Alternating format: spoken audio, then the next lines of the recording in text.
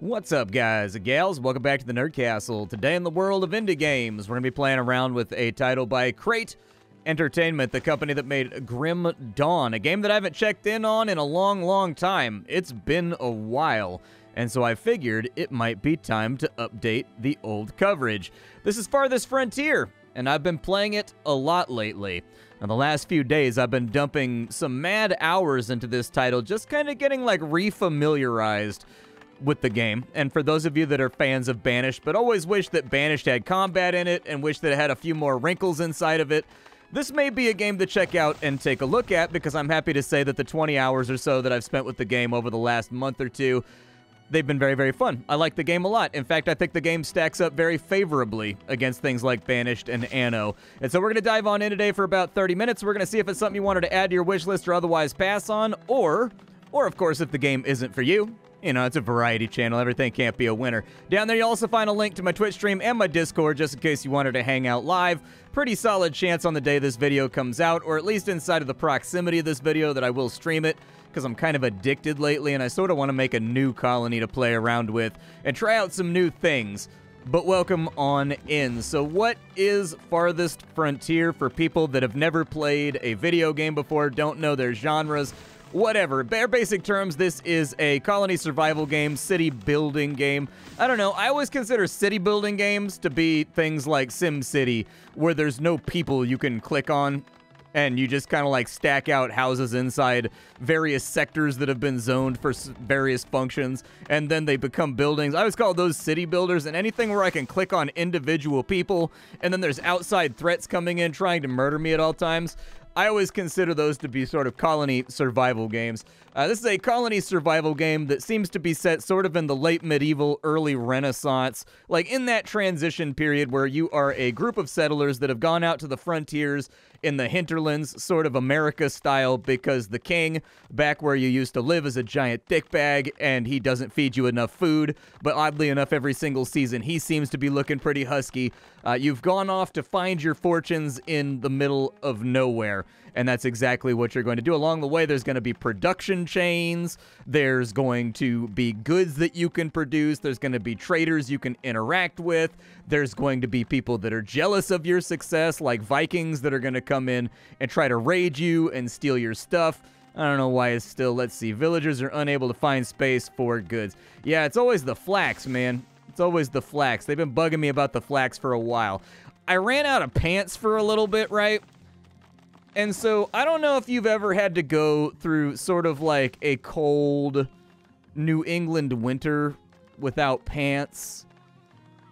But once you've done that song and dance a time or two, what you will find is that it is not that fun to go through a very cold winter without the availability of pants. And so I sort of overcorrected just to protect the old jubblies, to make sure that they didn't freeze off ever again. You know, once you're walking through town and you see fallen frozen wangs all over the place, impaled in the soil like icicles, you reprioritize your pant production chain, and I may have overproduced the amount of flax required just to guarantee that we have those extra thick tidy whities for when the winter months start to bite. And so they've been bothering me about my flax. But in this game, you're going to be setting up, it's mostly managing production, it's mostly building buildings. I can give you kind of a little bit of a tour through here, starting from this side. This is my craftsman's quarter over here.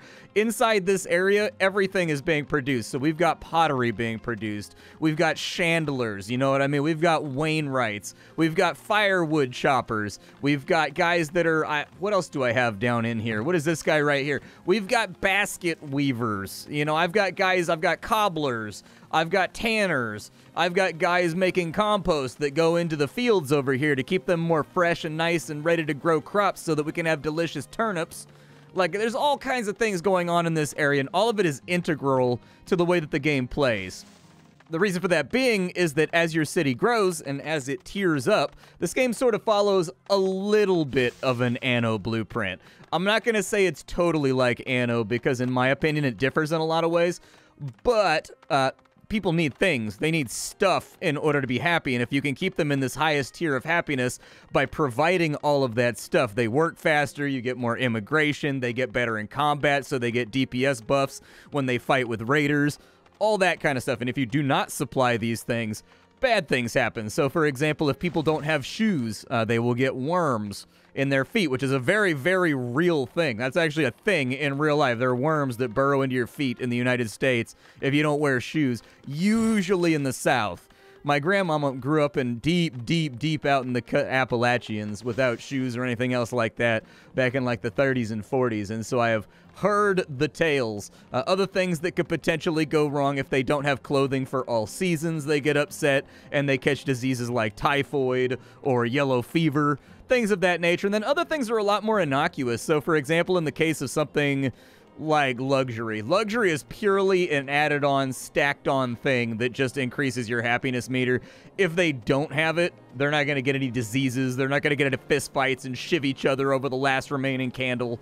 But it will lower your city's efficiency. Over here, we've got my living area. So these are pretty much all houses. There's a market right there in the middle that distributes goods to the houses so that the workers and the people that live inside of there don't have to distribute the goods on their own, thus saving them pathing time as they move around the town because their houses are being stocked while they're at work. A few of the houses are sort of exempt from that just because the city has grown a little bit more than expected. I guess I could just build another storage building. I don't want to build another storage building because it's unnecessary, but I guess I'll put it right there. Like, I haven't really managed my stockpiles very well this entire time. It's actually saying that our storehouse can't hold that on in. I mean, I guess go ahead and put the flax in there, I suppose. Oh no, dude, cholera. Whatever will we do with the most terrible infectious cholera that the winter has ever seen? Buildings do have desirability, so as you're building up and in and around, these buildings have the same system that Anno has, but I think worse. This is one of my big complaints about the system is the desirability system. I think is bad and limiting, and so I honestly think they should redo it from scratch, in all honesty. In an otherwise fantastic game, I think the desirability system is probably the weakest leg that this game stands on. I like the Anno system much, much better, where, anyways, neighborhoods in this game have amenities, so like parks, maypoles, markets, schools, those kinds of things. The more of those things you have on in there, the higher this meter goes. And when it gets up to this level right here, and it gets to these little hash marks, they upgrade to the next tier. So you can see the difference between houses right here. This is a first tier house. It basically looks like a big slumpy pile of logs in a dugout ditch in the ground. And then this one right here is beginning to actually look like a proper place where someone lives, and they have little outhouses and things in the back. They upgrade, which means you get more tax revenue. Every single month, people have to pay taxes. More people can live inside of those. They are more insulated from the elements and like more heat efficient. And so you definitely want to be upgrading your town as much as possible, but because that plays into the actual full part of the game, which is to unlock new buildings, you need to have your town center upgraded. Your town center can't upgrade until you've upgraded enough of your houses and buildings to the next tier that it becomes available. And that's the whole core gameplay loop right there. So with what I'm doing right now, I'm building a wall. I don't know if you noticed that. I'm building a wall because Viking attacks have gotten really annoying. They're coming in like frequently and crankily, and I can't deal with it no longer. And so they tend to come from the northwest over this way. I figure they'll probably go for the gate. Although I guess why would they? We'll have to wait and see where they pool up. But I've got guard towers right here. This game does have combat. This game does have armies. This game does have provisioning and things of that nature, in case you were wondering. Maybe I'll add another gate over here. Let's add another gate in right there. I can't tell which way it's facing, though. There we go. We'll add in a gate right there. Add in a gate right there, and it looks like in the south, the west, and almost most of the north, we're starting to look pretty safe. Now, the downside is I don't have a whole lot of wood left in order to build more palisade wall with, so I've sent out some of my laborers, which are all the generic people that are not assigned to jobs, to come out here and take care of this. Now, as far as games like this go, I think that with colony survival games that are at a larger scale, like over 3 digits, over 4-digit amounts of people, quality of life becomes king. So, like, when you're playing something like Gourd, or you're playing something like RimWorld, quality of life is nice, but the lower amount of people you have to assign to jobs and do things doesn't make it quite so much of a necessity because the repetitive action of like click, click, click, click, click, click, click, click, click, at most, you've got to do it like, what, 10 times? You know what I mean? In games like that. And that's if you're assigning everybody to, like, uniform tasks.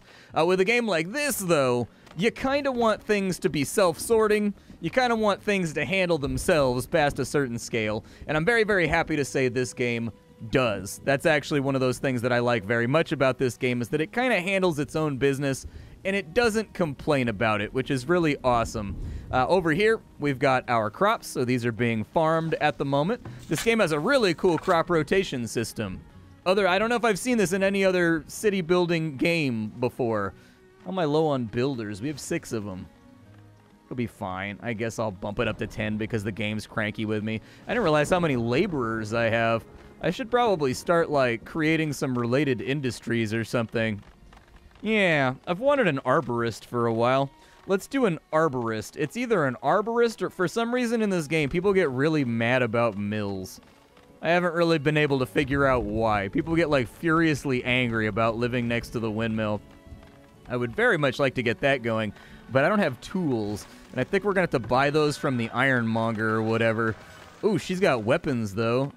Could definitely use a couple of weapons. I don't have, like, a ton of money right now, but I'll buy 3 weapons. Yeah, transfer them to storage, too. That's fine. You also have iron. I do need iron as well to build a vault. Ooh, she's got tools. Okay, let's transfer some gold over to the trading post just to get enough to buy one of those tools right there. And in buying one of those tools, this is the trade system, by the way. Once you have a trading post, merchants are going to come through a lot, like multiple times a year, to barter and trade with you. Predators are attacking. That's not good. What are the Yautja doing out here? Oh, they're bothering my farmers. Gotcha. Well, this guy is single-handedly fighting a bear with a knife because he is the equivalent of all that is man, I guess. Bring a couple of these guys over here to get this bear off of my granary. Aw, you died, man. What'd you die for? All I asked you to do was fight a bear with your bare hands, dude. All I asked you for was to do an impossible task. All right, I need these tools down here. I will buy... Well, probably not that many, but I'll buy and transfer one of the tools over because I do like the idea of getting a mill down here as well and getting that taken care of. The good news is I'm, like, swimming in villagers right now. I don't really care that you're not supposed to say this part out loud as a town administrator, all right? I'm not supposed to say things like this, but I don't particularly care that the guy's dead, all right? We have lots and lots of guys around. Someone will slide into his spot. Done dealio. 9 of my villagers have graduated. Ezra has an education system in this game. Villagers that are educated, if they're educated real good, they work better. And so you kind of want to have a school in an area where people can learn. Like, they plan out a lessons plan every year, and every year it converts some, like, percentage of the amount of people you have into educated villagers. I don't know if there's another step above that. I would guess that there probably is. There's probably, like, university or something like that would be my guess. I should probably build a mill now rather than later. Since we have the tool anyways. We don't need a miller just yet, and we're also very, very low on planks, which is kind of a bummer. I've got this place humming right now. I've got, like, they produce, like, 1 plank every year. Like, these guys take forever to produce planks. I don't know what it is. It's called a sawmill, man. We invented it because it's really good at making planks. Not this sawmill. This sawmill is hot garbage. So with 6 guys, I think I get, like, 6 planks a month. It's pretty rough. I may need a secondary one as time goes along, is what I've beginning to consider. Begat, all that kind of stuff. These guys are chopping down trees out in this endless fire hazard thicket of manzanita brush that exists both inside and outside of our walls. I would like to, like, clear all this out, but the game doesn't really give you tools to do it. As you build buildings, though, it seems like it goes down. It's like the less trafficked areas have more foliage growth. I've been saving certain areas, too. Like, I've got my coal over here, but I haven't really found an industry that I can use it in just yet. And there we go. There's our little beautiful arborist right there. The thing with the arborist is we're going to have to go ahead and plant some trees. Do I want pears or peaches or apples? I like the peaches the best, man. That's what I want. Yeah, I think I want the peaches. And it looks like our fertility's pretty good over here. I think it'll be all right. I do wish I could customize the size of this. Let's plant some peaches. Oh, so close. I didn't even plant it that way either. I was hoping I could get a few more trees in. Will this fit down here? Nope, it's a 5 wide, so I spaced everything just wrong to minimize the amount of trees I can have. That's kind of a bummer. All right, well, we'll set him up right there, and then we got to take his work area and make sure that he stays on those trees right there. That seems to be about the most that he can handle anyways, so that's fine. I think of these three, I prefer peaches the most. I'll be honest with you, a little bit of peach with a little bit of cinnamon on it, like a little bit of this, a little bit of that. I grew up with peach trees in my backyard when I was a kid because I grew up in Orchard Town. And so outside of town was just endless as far as the eye could see, like walnut orchards, peach orchards, apple orchards, you know, you name it, apricot orchards. We just had fruit falling from the skies. And so because everybody worked in the canneries and everybody worked in the orchards and everybody worked in the factories around there that were all related to the fruit industry and the canning industry, a lot of people's backyards had fruit trees in them as well that they had taken pits or, you know, whatever else from the orchards out there that they worked on. And so there's also a lot of fruit trees in town where I grew up like this. I guess is the ultimate point that that anecdote was moving towards. We have enough wood to where we can get going, continuing the wall. And I think that's a super smart idea. So let's maybe take the wall down to there. And then honestly, I just want it to endo into the lake right there. That's pretty much all that I'm going for. We'll take this road right here. Typhoid. Sounds serious. Sounds like the kind of thing that like may not work out super well. There we go. We'll put a gate in right there, too. And now we should be completely and totally protected from enemies. At least for when the raids start to come. I need to start working on the desirability of these outlying neighborhoods, I think, in order to get our tax revenue up. But this is going to be kind of the inner curtain wall. We can also have people out in the suburbs, like outside the wall or whatever, for a little bit, too. Honestly, being inside the wall during this time period was like a tremendous, well, I guess early Renaissance, not so much. But in the medieval period, being inside the wall meant you were somebody. You were like the Lord's blacksmith. You were like the Lord's personal cook if you lived inside the walls. It was good to be associated with the laird and be inside the walls. We do have wolves over there. I should probably go take care of that. This game does have environmental threats, so there is combat. As you saw, there's bears that attack. There will also be raiders. I will try to get one of those raiders squeezed in this video, even if I have to make an edit at the end of the video so that you can see what it looks like. It's a very simple system. It's basically tower defense. Later on, it incorporates some RTS mechanics. You can raise up an army. So if I go down in here, there is a barracks that will auto-recruit soldiers. They need armor. They need weapons that you've made for yourself in order to be recruited and also to be equipped. And that's going to be kind of like a big part of defending yourself as you get further on into the game. Typically what will happen is somewhere on this big giant map, there are like 1 or 2 raider camps. If you end up on a seed where both of them in the same direction, you'll notice it a lot more because the armies will seem like absurdly huge when you get attacked because they do coordinate. This is one such map. They do not attack from the right side of the map at all from what I've seen. They solamente attack from the northwest. And so that's why I'll probably reinforce the walls pretty well over here. I don't know if the AI is smart enough. To me, they behave like tower defense enemies. They kind of just like stroll on in. They take the shortest possible path to your stockpile. They interact with your stockpile like a World of Warcraft character interacting with a spot. And if they do it for long enough without being killed, they steal a bunch of your stuff. It's actually kind of catastrophic when they get a really good raid off.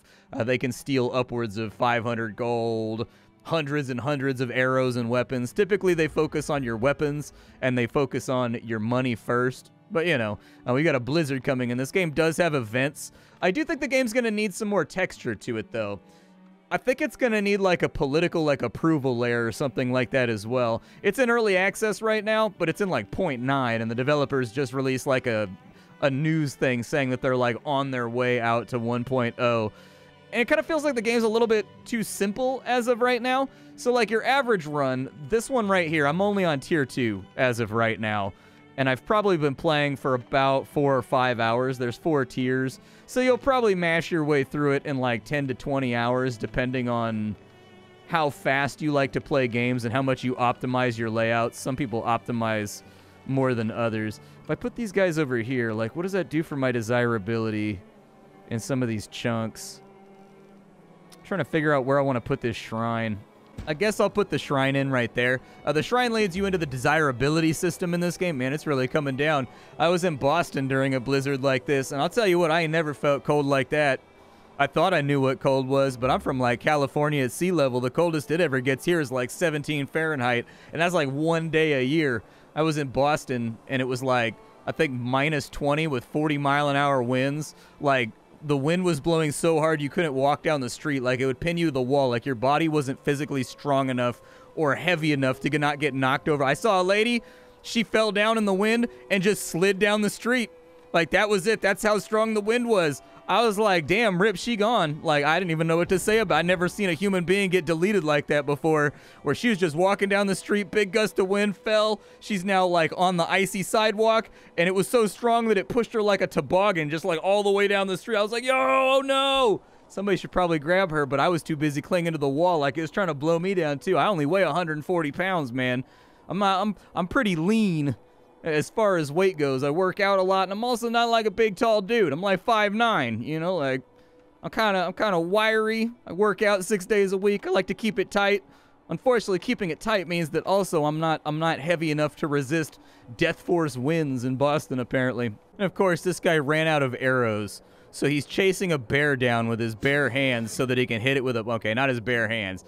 He ran all the way over there to hit a bear with a machete. Because that's the kind of mountain men that live in my village. But as I mentioned earlier, having now played the game for pushing up on, 15 to 20 hours, I think my main concerns are the desirability system limits kind of build creativity because it's based on AoE radius rather than road length, like every other game has moved to. Like every other modern city builder goes by road length now because it's a far more effective and fun way to plan your city rather than your building having just a concrete circle around it. And if you're 6 inches outside the circle, you don't get that service. And if you're 6 inches inside of it, you do.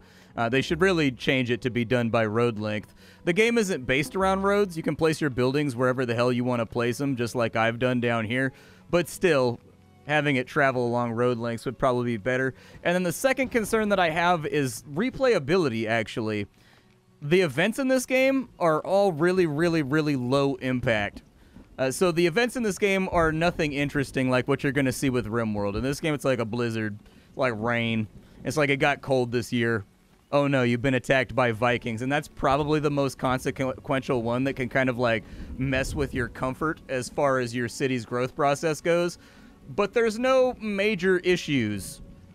Things like a nearby volcano is erupting, and for an unknown amount of time, there is now smoke cover that is increasing the chance for your villagers to get sick, and also lowering the sunlight that your crops are getting, thus nerfing their yields by like 30 or 40%. Be sure to plan for this, for it will occur in this amount of months. Things like that. I was thinking like nuclear fallout level events from RimWorld that drastically change the way you play the game for a big 45-minute to 1 hour chunk. And those things coming up are one of the reasons why RimWorld is so interesting. This game does not have an overworld map that you can attack enemy bases or interact with other settlements on or go to war with people on like something, say, Manor Lords is coming out with. It doesn't have the complex event system that RimWorld has in order to keep things fresh and interesting. And so going towards a 1.0, that's my main concern with the game, is that as far as city builders go, this is a really, really fun one. But after you've done everything and built everything and you've played the couple maps that exist, which honestly are not altogether that different from one another, what reason would there be to come back and go again? You know what I mean? And for a game like this, you really, really, really want that repetition. Some games like City Skylines make up for it by having an absurd amount of maps that sort of have geological layout problems. this game, due to the seed-based nature, you can kind of just sit there until you get a lake map that you like the best and then plan around that, you know? Like it's one of those things where I do think this game is going to need some extra layer added to it in order to shore up that replayability and take it from a game that's definitely fun and definitely worth your money, but you're only going to play it like once or twice, to a game that you can play endlessly, like a lot of the other colony builders out there. And I don't know if that would look like a political layer, a world map with interactions with other factions. I don't know what that would look like, but I do feel myself after this 5-hour session right now that I've been playing the game, feeling like, okay, but when I get to endgame, what's going to happen? I'm just going to sit there and just endlessly get more immigrants forever, just messing with my logistical chains. For me, that's ultimately not going to land in a satisfying way to get me to come back more than maybe like once every 2 or 3 years to play through again.